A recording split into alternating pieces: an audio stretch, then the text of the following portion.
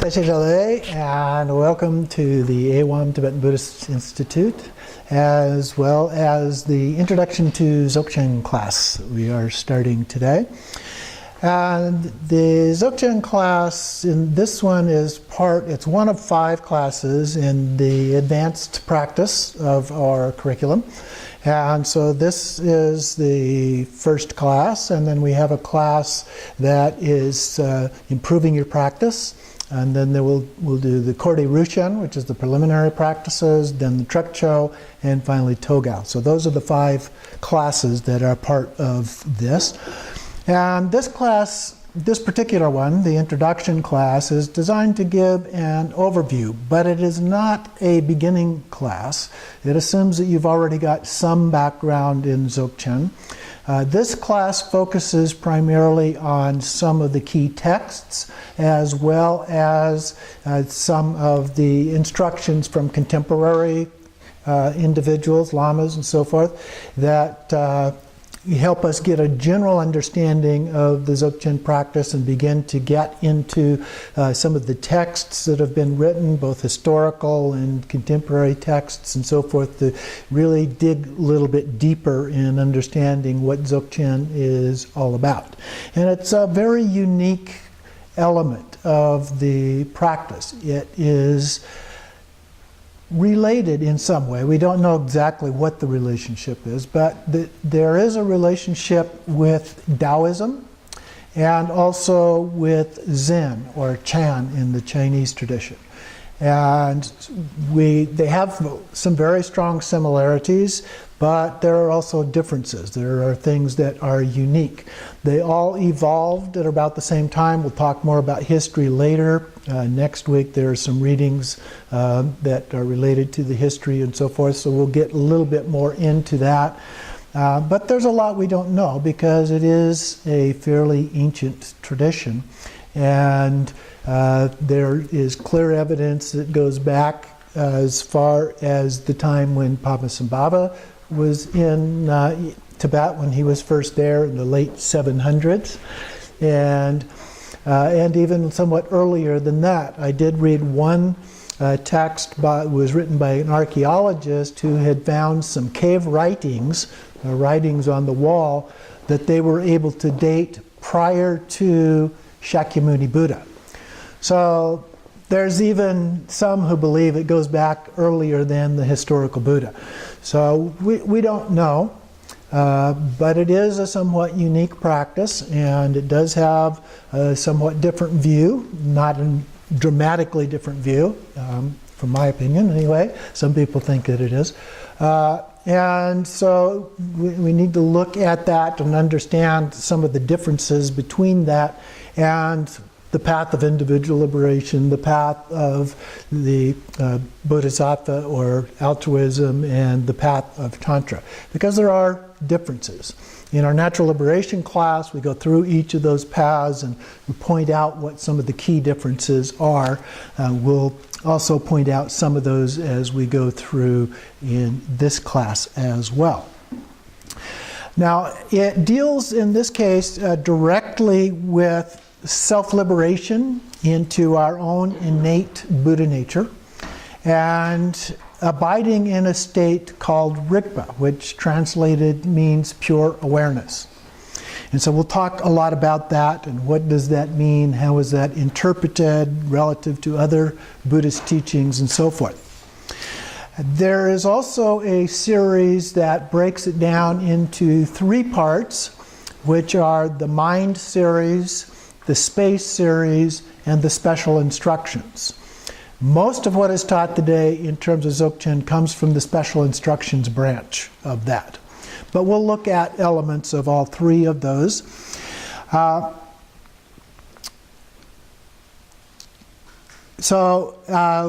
also look a little bit at some of the differences between Dzogchen, Tantra, Sutra.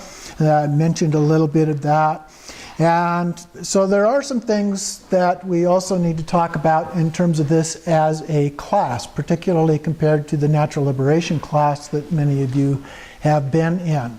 The natural liberation class we had lectures, discussions, those kinds of things. We had practices that we did in a daily journal. This class is designed based on what we would do in an undergraduate college class. So it's a more rigorous class. There's a higher level of expectations in terms of what you do with that. That means that there are also more extensive readings to do. It means that there is homework to do. And of course we expect you to do the practice and keep a journal on that. Having said all of that, you can do it basically as in the form of a non-credit class without doing all of those things. That is optional to you. But particularly if you happen to be in our teacher training program, you need to go through the rigor of all of the rest of that. So just to give you some background on that. In terms of the texts for the class, the main text for the first part of the class is called Quintessential Dzogchen. And so this is a book of readings, if you will. It includes lots of short and somewhat longer readings from a variety of sources. Some of those are those ancient sources that I mentioned previously. Some of them are fairly contemporary lamas who have made comments on different aspects of the path. It's an excellent book, has a lot of good information. Some of the terminology or people or places may not be familiar to you. You can look them up on the internet, try and find them that way, but don't get too caught up in the minutia, the details. Okay? Dzogchen is not about that. In fact, I've said, when I write my book on Dzogchen, you're going to open it and it's going to be all blank pages. The best explanation you could possibly get. So be careful about getting too absorbed in all of the detail stuff. You will either come across it at another point, it will be explained, or it won't, and you won't need to have that either. So that's the first text. The second text, which we'll look at in the second part of the class, the second 8 weeks, is called the Golden Letters. And it also has, in this case, mostly ancient text, but it does include some more contemporary commentaries on some of those. And so that will be the main focus of part 2 of the class. Now there's another book that the Golden Letters has part of this particular text in it, but this is the first translation of almost all of that text. It's called The Sovereign All-Creating Mind, the Motherly Buddha. It's sometimes just referred to as the All-Creating Monarch or the All-Creating King or things like that. It's a somewhat controversial text in that it takes a point of view of the ultimate as an individual talking to you. So it has a rather unusual point of view in terms of that. And it's a little bit more, shall we say, radical in its point of view than some other Dzogchen sources, not all. But some people feel that it pushes the limits in terms of the understanding and so forth of Dzogchen. But it is an excellent source. The problem is it's out of print, and the copies can be very, very expensive. You'll get a good idea of what this is all about from the part that's in the Golden Letters. So unless you can find a copy that's reasonable, or you just happen to have a lot of money and don't care, I probably wouldn't recommend getting this text because of the cost. But if it does happen to come back out in print, or that you can happen to find a copy, maybe even a used copy or something like that, that's, I think, certainly worth a read if you can happen to find it available.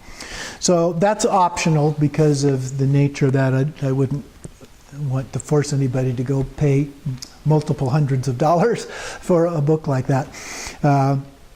So that's the main part of the texts that we will be using. There will be a few handouts to supplement what is in the readings that I will pass out, or for those of you online, will be available for download. And so That is the core of the content of what it is that we're focusing on in the class. In the handout that those of you here have, it outlines the readings and the texts for the 2 8-week parts of this course. And so I would like you to read those things prior to our meetings. And of course, I know you haven't probably read the things for today. I will go through some of those in a little more detail than I normally would, and help share some of that to kind of help you get caught up on some of that and prepare us to then also move on into the future week materials. So that's an introduction to the course. Does anybody have any questions about that? Just one. In reading this, it said that what you're asking, that we read it ahead and we keep the journal. It doesn't mention homework. And yet you've mentioned homework. Yes. And given that I know how the courses have been Yes. before. Yes, there is homework. Let me talk just a little bit more about the homework for this. What I want you to do for the homework, I don't have a list of questions or problems for you to solve or anything like that. So what I want to ask you to do for homework is to take some notes on what you learned from the readings. And this has a multiple purpose. One is that it forces you to think about what you're reading. Another is that it requires you to repeat what you are reading and the understanding that you gained from that by writing it down. And it also requires you then to put those things together, to some degree synthesize what it is that you are reading from that process. Now the notes don't need to be lengthy. In a typed format, I would think, well, some of these chapters are very, very short, so it wouldn't take very much at all. Some that are a little longer, you might take a whole page. But this is not writing a textbook. So keep it concise, but the main benefit is for you. So what you want is to write things that are meaningful and helpful to you that you could then use as notes to go back and quickly find things that you thought were helpful to you. And then each week, bring those and turn those in to me. And then the following week, I will pass them back to you. Okay? Any questions on that, Barbara? You want them printed out, not emailed to you. Right, yeah, just bring them to class. If for some reason you're not able to come to class, you can email those. But normally just bring them to class and we'll take them there. You asked that they be typed, and I don't have functioning printer. Okay, if you can't print it, then email it to me. Oh, okay, so I can put it on the computer and Right. then just, oh, okay, yeah, 'cause Yeah. I can't print it in person. Yeah, that works. Yeah, the online classes will be doing it by email anyway. So you're looking for like handwritten, or not handwritten, but you're looking for like notes or a protocol or something that we can... Well, yeah, I'm not going to require APA or MLA or some rigorous format like that, but just so that it's typed and clear and Just a summation of... a summation of what you learned, the key points of what you got. So it's not really a personal journal. No, the journal's a separate thing. We'll talk about the journal too. Okay, so when you explain the journal, then you explain to me what this is in relationship to that. Right. Because Yeah, this is about the content of the course, what you read. Okay, this is about the readings. so this isn't the academic side of it. This is the academic side, right? Okay, if I put in that terms, then I can understand it. Yeah, This is the approach. This is what you use from an academic viewpoint, you know, and for an academic study and grading, so to speak. Okay. yes, So we can approach it that way if we wish. right. Or not. Yeah, you can approach it that way, yes. I don't know Did what you, you're Meg, talking did, about. Meg, What- Meg, was did she you have a talking about question? approaching it? I couldn't hear it. As an academic approach. Oh, okay. Meg? About the text that is difficult to impossible to get. Yes. Which chapter in Golden Letters does that relate to? I have to look here. you know, just. It's the chapter, they don't number the chapters, but it's in part 1, it's the third one down. A special teaching of the wise and glorious King. Thank you. Okay? In Longchen Rabjam's Treasury of Abiding, Uh-huh. he refers to the, Yeah, he uses, in Longchenpa's Treasury of Abiding, there are a lot of quotes from that same would text. that be enough to, Well, it gives you a flavor for it. Is it the treasure Certainly. of abiding or the way of abiding? It's the special treasury of the way of abiding. Special, is it one of the books we would Yes. have? Yes. Okay. Let me know where. All right, and I wanted to talk finally just a little bit about the journal. The journal is about your practice, okay? And so the idea is to take a few notes about your practice. First, what did you do each day? And I have a daily practice that I will give you, and so we will expect you to do that as a daily practice. It's a relatively short one, so if you have other commitments in terms of Samaya practices, you could probably work this one in without much difficulty. If you don't have other commitments and you have the time available, you can expand the time that you use on this particular practice. What we know from learning how and training your mind to do these practices is that it's the frequency is more important than the time. Okay, so in Dzogchen we say, well, it's beyond just Dzogchen. In the Vajrayana tradition generally, it is taught that you do lots of short practices. Lots of short practices have been shown to be much more effective than a few really long practices. Okay, and so that applies to this as well. So in terms of your journal, you should make a few notes each day as a part of your practice. The end of the practice for that day is a good time to do that. If you're doing other practices, you don't need to write anything about any of those other practices. Just focus on the practices for this class as a part of it. And then you want to explain a little bit about what kind of an experience that you had. You'll see here on the paper that I handed out, it says Practices and Journal.